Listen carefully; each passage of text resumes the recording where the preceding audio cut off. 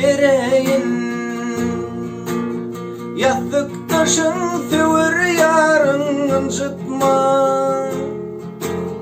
Bindim alsan akıl sana bereyin.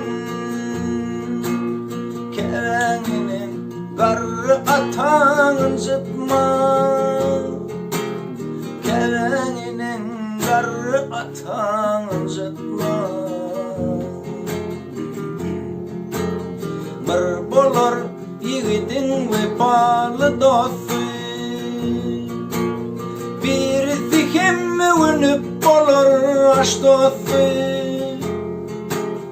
Tecidin başına vefalı dostu.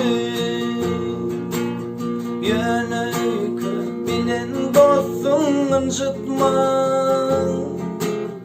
Yönüykü bilen dostun ıncıtma.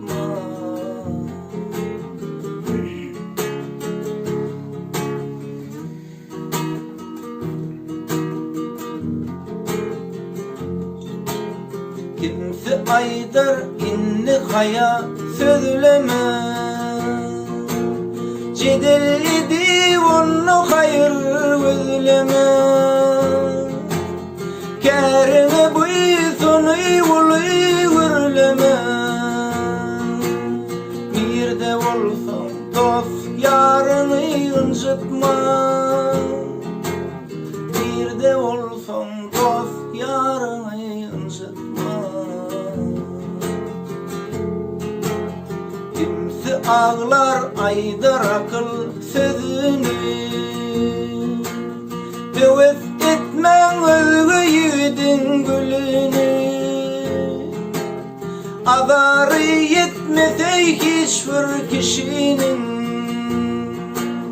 Otlar soyup komşu bolum ıncıtma.